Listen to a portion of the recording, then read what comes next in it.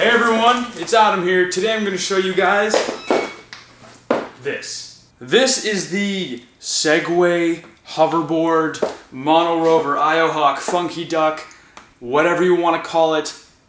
It's the Hoverboard. If you guys have ever seen this, if you have one of your own, anything, this video will prove helpful to you guys. In this video I have composed 5 different parts. Each part works on something completely different, and throughout the entire video at the side, there will be annotations to where you can click to see each different category of the video. Part 1 is gear and setup. This talks about where to get these things, the pricing you can get them for, the different kind of gear you may want to use and wear while riding, different methods of scratch protection for these, and how to protect the board, as well as yourself. Part 2 talks about the different styles of riding, from foot placement to ankle versus weight style of riding. Part 3 is where we learn to ride. It's all about getting in the right mindset to ride before you first get on, then learning how to mount, go forwards and back, side to side, turning, all the basics. Once you've mastered that, we move to part 4, where we talk about how to ride more effectively. It's a way of perfecting the art, talking about your posture when you ride, the different types of terrain and places you can ride for different effect, knowing when to stop or slow down, as well as how to take tricky parts like curbs and ledges. And then we move on to part 5, the advanced tricks, talking about things like how to get through a space smaller than the width of the board. You can do it. Also moves called like the figure 8, doing a 180 on this thing, and 360s. So sit back, relax, and enjoy the video. Okay, so first off, let's talk about where to buy these things. You can get these things from some really sketchy sites, okay? They may, look at the reviews, look up not necessarily reviews on the website, but from other places like on Google. And if all's good and you find a good deal, you know, you can get these things as cheap as $200. They also go up to $1,800, $1,800, and that's the notorious Iohawk. It is a reshelled, rebranded version of this bad boy right here, and it's $1,800. They are basically all the same units from the same manufacturer in China, okay? One board is not going to perform better than the next. When you're on this thing, they will all feel the same. So like I said, pricing, you can get them as cheap as $200 up to $1,800. I went somewhere in the middle. This is from hyperwalk.com. I got this for $700. You can get them a reliable source on Amazon for $300 to $400. Okay, so you found your preferred board for the right price and everything looks good. You buy it. It's in your hands. It's shipped to your house and you want to get right on. But hold up, because you may want some gear. If you are nervous to get on this the first time and you're kind of scared, you really want to learn how to ride but you're scared, I highly recommend at least a helmet, okay? If you're scared. If you feel like you've got this, then take it at your own risk, but helmet may be necessary. Additional things, if you're super nervous and you just want to assure no injuries, elbow pads, knee pads. You will fall. I actually have a couple minor cuts. It won't be too bad, but it could be bad. You may get some cuts on just your elbows and knees, so pads like that may totally help. Also, you want to wear shoes. When I first rode on this for the first time, I was wearing shoes, and my friend Griffin, who was in this room, was wearing no shoes. He was in his bare feet. This thing hurts. It's 25 pounds, and if you run over your foot, someone else's foot, anything, you trip off, it hits the back of your ankle, it hurts. Shoes are necessary. You may feel like you're one with the board without shoes. Wear them though. Alright, now that's about it for protecting yourself, but you may want to protect the board. So far, and I do believe that in the future, technology will become better with these things. The technology is there, but the build quality isn't because it's from China. No offense, but we all know made in China stuff a lot of times, they cut corners. It's made of some cheap composite plastics, and there's stories of these things breaking if you're not careful with them. So you want to protect the board. If the $700 or even $300 you spent on this is a lot of money for you, and this is your new baby, you want to take care of it. You don't want to get it scuffed up. One scratch will make you cry. We can prevent that. So, let's take a look how. I have done, on this board, the complete protection method. This board came with rubber bumpers on the top, but no way to install them. They were just sheets of rubber. I epoxied them down and then covered them in tape, but you don't have to do that. The best method I have for you guys is hockey tape, or even duct tape, something like that. Let me move over to the desk and show you guys what I'm talking about. Alright, so my biggest complaint about this board is that I love it too much. When I go anywhere and I fall off and it gets scuffed, It's super annoying and kind of sad. So I wanted to protect that. After the first 2 or 3 times of falling, and I had some scuffs, I hated it, so I came up with a way to fix it. I noted where the scratch marks were, and even where they weren't, where they may occur. That happened to be the 4 wheel welds, okay? So basically, the corners of where the wheel meets the plastic on both sides were kind of scuffed up. Okay, so it looks a little bit messy here, but the black definitely helps. But if you're super protective, you can put on this tape when you go out, peel it off, and you won't have any scratches. Hopefully the idea is instead of scratching the board, when it runs and hits the ground, it'll just scratch the tape instead, cut it up maybe, and you peel off the tape and you're good underneath. Again, if you don't have any bumpers over it, run the hockey tape over the top, because when if you're going fast and you fall off and the board rolls, it'll roll right on top. That's what it's designed to do, is roll on top of these welds. If they're covered in the strips of this durable hockey tape or any tape that's thick enough, it won't touch the plastic, it'll touch the tape. Very basic idea, something you may not have thought of if you're tired of the scratches, or before you even go on, if you want a pristine board your whole life, just do that. I also took weak spots that are known to chip. This plastic is pretty thin, and I'm pretty sure if you banged it hard enough on the corners, it will actually snap. So I took epoxy on a popsicle stick. If you guys don't know what 2-part epoxy is, really strong glue, and I just kind of coated the edges in it. What that did was basically bonded that really hard bond, so it hopefully won't break ever. Little things like that make a big difference. You don't feel it when you're riding, it doesn't affect any turning or anything like that, but it just makes it safer. And all the more fun when you peel off that tape when you're done at the day and there's no scratches. Alright, that's about it for all the methods of protection, whether it's you or the board, where to get the board. We want to move on to riding this thing. Okay, but before we ride, we want to talk about some more things, namely the different places you can place your foot when you ride, and also different ways of riding. So before we even get on the board, you want to talk about foot placements. Okay, when you get on the board, where are you going to put your foot? Well, you put it wherever you want, but there's different places to put it. I ride this with my friend. He likes to put his foot directly straight right in the middle of that sensor pad, like this. Me, I personally like to have my feet pressed up way sideways against the welds. What I mean by that is my feet pushed as far apart as they can. It makes my stance a little bit wider, but makes me more comfortable on it, and it makes me feel like I have better control just because my feet are really close to the wheels. But, some people may like their legs straight. To put your feet in the middle more like this keeps your legs completely straight down, and some people like that better. Makes you certainly look a little cooler, I think. Now, the instructions, depending on the instruction manual, the one I have, this user's manual, will tell you, at least the one I have, to keep your heels on the inside and your feet out. So kind of on an angle like this.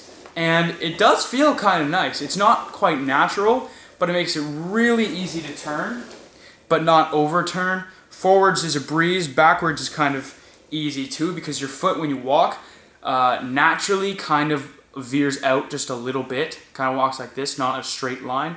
So this is maybe not that dramatic, but or that drastic, but like that, maybe just slight turns, maybe feel a little more natural to you, but those are the 3 different ways of riding. I personally, again, like my feet out like that, and it's how I'm going to be riding in the video. Okay, so you will figure all that out just by riding, what feels nicest to you, but those are the 3 things you can definitely try. So next, when you get on, and you're going to want to try to go forwards and move around, you're going to think, how do I do it? There's different ways of doing it, 2 main ones. So the first one is ankles. It's how I do it. Technically, when people explain this, you look at any other YouTube video, they'll say lean forwards to go forwards, lean back to go back, and then turning, they can't really explain. You just kind of turn. It's like it knows what you want to do. It knows what your brain wants to do. Well, that's not true. Look at the science of it, break it down. I found I wasn't using my weight to lean forwards, especially up curbs. Curbs get tricky. So, you can use your weight, and I'll shift up the camera in a sec to show you what I mean. But personally down here, to show you, I use my ankles. It's very subtle, and you can't really tell because the board's moving with it. But if I were to step off the board, push it aside for a sec, When I go, I kind of move my ankle forwards to go forwards and back to go back. And similarly to turn, if you want to turn this way, you push your foot down. I push the front of my toes down and the other foot back, so kind of alter them, like, and then it makes it turn. Vice versa, go boom, and it'll turn. It's just the way it works. I push my toe down, my heel down to turn one way, other way. Right? It's like a switch, and then I go forwards, up. I don't actually race off the board, but I kind of push forwards with my feet, like that. Go back, lift. And that's just how I do it. So demonstrating it on the board now, you're on, and you're not going to be able to tell as much, but I push my feet forwards, ankles back. To turn, this toe will go down, that ankle will go back, and it'll spin me pretty fast if you do it hard. And you can get, that's a really effective method to spin pretty fast. Okay, so that's how I turn. The other way of turning, you have your chest and you lean forwards, and your weight will carry you. Now, I don't like that because then to stop, you have to lean back. But it's not that dramatic. You can lean forwards a bit, lean back. You can lean forwards a bit, lean back. And there you have it. So that's ankle versus weight style of riding. If you want to use your weight to your advantage and shift that around, or if you just want to mess around with your ankles. You can see my chest is staying in the same spot, but the board's going everywhere. That's all footwork. Okay, so those are different things you can try on the board. Let's get on this. Before you ride, you have to get in the right mindset. Well, what does that mean? Getting in the right mindset entails knowing what you have to do before you try and do it. So, when you get on the board, to stay straight up, you gotta make sure that your weight is distributed equally on both legs. You can't put all your weight on one foot. I mean, maybe you can if you're a skilled master genie like I am. But overall, if you're going kind of speedy down a street, you want to make sure that to ensure that you're going to go in a straight line and get no speed wobble, you are standing completely straight on the board. You don't have to stand straight, but like standing so that your weight is just boom, straight down on both legs evenly. Okay, so just know what to expect. Just think about what's going to happen and be ready for it. Don't freak out, okay? That's the biggest thing when you're on it. Don't try and stay steady. The board will shake and stuff. Relax. Relax, keep your feet flat with even weight, and just stand there. All right, so how to mount? It's very simple. Take your dominant foot. What is your dominant foot? For me, it's my right. Maybe you don't know. Honestly, whatever your brain feels like is going to be easier for you to stand on one foot. I mean, it's pretty easy like this, but whatever just feels more natural. Maybe do it for a little while if you're really scared. My right foot is my dominant one, so I put that on first, okay? Don't stomp on it like I just did. Do a, soft plant, step up, and put your other on. It's really, really simple. Of course you can hold on to something your first time. Hold on to a pole, maybe, and get on, and then gradually let go and just maybe hold on to what you're holding on to and just kind of practice doing this while you're holding on. Just kind of wiggling back and forth. Not actually going anywhere, but just getting a feel for the board, okay? So that's mounting, but you also want to talk about how to unmount. So I reverse engineer it. Put my right foot on first and followed by my left. So I'm going to take my left foot off first so that I'm left with my dominant foot on, my more comfortable one, and then remove that. I'm obviously to the point where I can get on without having to hold on to something, and that's what you need to get to if you want to have some serious fun on this. You want to be able to free mount. A unicycle, so that may make this a little bit easier on me, but you want to be able to free mount, okay? So that means not holding on to anything. So you've mastered mounting, you've got on and off a million times, and you're like, I've got this. I'm ready to let go of that pull. So you let go. Now where are you going to go? Well, forwards or backwards is probably your best bet. So how are you going to do it? Just like I talked about before in the different types of riding, whether it's ankle or weight, use your ankles to go forwards, use them to go back, or your weight. Just play around with it. And that's why I said when you hold on to the pole, make sure you kind of do this. You mess around, you just go back and forth, kind of practice, okay? Methods of turning, like I talked about, you want to use your toes and your heels and alternate them. So kind of push your toe down, heel down, you turn, and vice versa. Other toe down, other heel down. Just play with it. The most important thing is you get in that mentality and you think about what it is you're doing, and then it'll come naturally. Alright, so those are obviously the very, very basics of riding. You know, forwards, backwards, turn side to side, and that's it. You know, that's really all you need to have some serious fun on this. But to do crazy maneuvers like I can, well, I'm limited space here, but you want to ride a little more effectively. So, when you ride, make sure you're standing straight up. You don't want to be slouching like this when you ride around. I mean, I totally can. I can like squat on it and ride around. Like so. You can, but you want to make sure if you're going down a busy city or you don't want to fall, stand straight up. The more your weight is in a straight line down, the easier it's going to be for balancing. So obviously when you first start out, everyone's like this. You don't want to be thinking about your posture. But as you get comfortable, think about standing up straight. Okay, so there's different terrain and places to ride. This affects everything. I'm riding on this carpet right now. As soon as I go onto the square mats in my garage, it'll feel different. Even on concrete, there's different types of concrete, gravel, everything. These things are known to take grass really well as well, so don't be afraid about grass. But the best is if you go into a store, maybe a big chain store, a Walmart, something with slick flooring, a Costco. Don't actually do this because you may run into some people, but maybe even the cops, but no.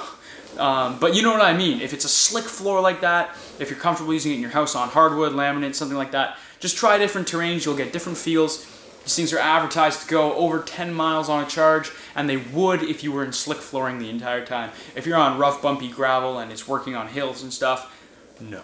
Okay, so another really important thing that will help you from scratching this thing, and it's the thing that took me the longest to know. Sounds pretty easy, but when to stop and start. Learning when to stop and slow down when you're going really fast and you want to go faster is crucial.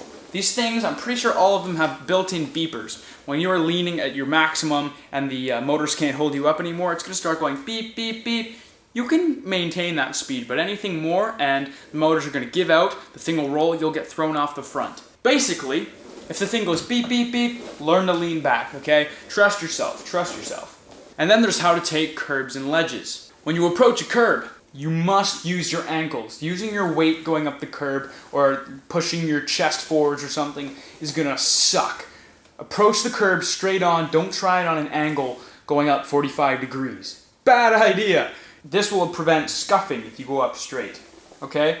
Tilt your feet forwards. Sometimes, what you may even find you do is if you just inch one foot up first, 180 on it, and then back up the other foot, and then you can go off. That's kind of what I do sometimes if the curb is kind of tricky. Now I can slowly go up a curb, but at first I would put up one, turn around, put up the other, and then keep going. It's kind of confusing, but it's just the way it works. Taking curbs and ledges is something that you have to practice.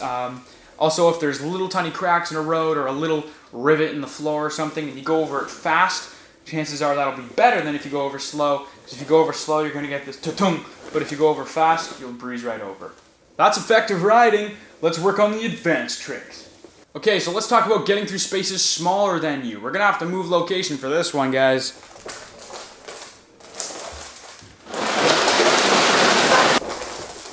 Okay, so for demonstration's sake, these two objects are heavy. They weigh 1,000 pounds and you can't move them, and they're your only way through to get to where you want to go. But you can't quite make it. You can see my wheels are wider than where it is I want to be able to get through. So what do? Ever heard of a ripstick? Turn sideways, and you want to do an S-like pattern, swaying your feet back and forth like this. Okay? Now I'm kind of bumping these things, but hopefully whatever it is you're doing is like a wall or something, and if you just very slightly touch it with the back of your heel, it's not going to move or anything, but that's how you do it, and you get through. This box is a little too light. I want something that won't move as soon as I poke it. Get out of here. Okay, here's something. You have your grandmother's box of delicate china. And on the other side, you have a recycling bin. Ha! And you need to get past them for some strange reason, and you can't. I just want to be careful with this china, but you've got to get through, and it's like, oh, it's just not close enough. So, you do the S pattern, okay? Really, if you learn to turn, you turn a little, and then turn your board, and then back up in the same direction. Okay? So, you want to constantly be moving in the direction you're trying to get to. You can see what I'm doing. Angle forwards. Turn the board, angle back in that same direction. And you just slowly move forwards. So get out of here, China. Go back to my grandma. Let's go put out the recycling. Oh yeah, it does your recycling. This next one is the figure 8. Okay, so I just made this, the figure 8. Hopefully this is a little easier way to show you how what I'm doing, it makes a figure 8. So obviously you can do this. This is cruising around in a figure 8. Obviously you're thinking, wow, this is easy. That's not what the figure 8 is. Okay, so the reason I call this the figure 8, although it's not really one, the movement I'm doing is this. Okay? It's a little mini sort of figure 8. If I try and do it on the tape, you'll see I go forwards onto this piece, back onto this piece, forwards onto this piece, back onto this piece.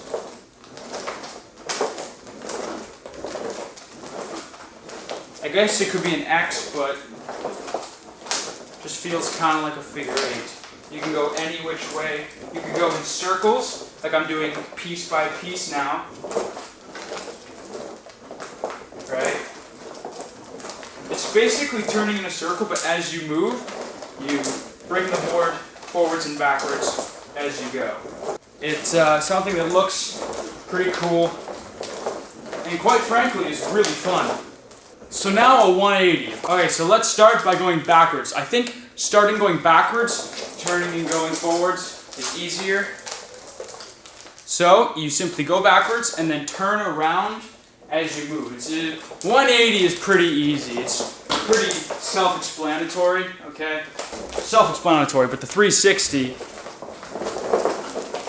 is that. So if you're going and you start going backwards and keep going, it's like 2 spins. 360 is really simple.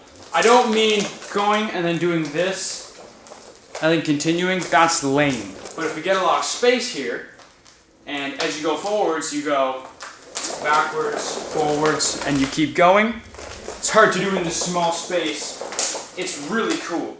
Backwards, forwards, keep going. Right? You can do a reverse 360, which is where you're going backwards, turn to go forwards, turn to go backwards, you know. Really simple. Okay? And that's it. There's not too many tricks you can do on these things because they're not strong enough yet. One day. You can't hop them, and do not put straps on your feet and try and jump with these things up onto the stuff. The middle will snap right in half. That's why I'm refined to the amount of tricks I can show you guys. So if you guys have any cooler tricks you want to send me, maybe send me a link to like a video message or a video reply, or just give me like a title of something and I can come up with a cool move for it. I don't know, something like that. I want to know some more tricks, but I'm kind of limited to my imagination. And everything else I've showed you is from stuff I've seen on videos. The figure 8 is really the only thing that I've done that I haven't seen before. Alright everyone, I hope you guys enjoyed this video. If you know what this channel is, it's my daily vlogging channel. And this may be a little bit different, but I've been on this thing for so long and I'm pretty good at it, so I figured I should help you guys out. If this video was cool, if it helped you out, or even if you just enjoyed watching it, hit that like button down below because it really helps out. Again, comment if there's something cool I didn't mention you want to have questions about, or you want to suggest to me for later, like some tricks I could come up with, anything like that. Hit me up in the comments below. I hope you guys enjoyed this video, and as always, this was Adam, signing off.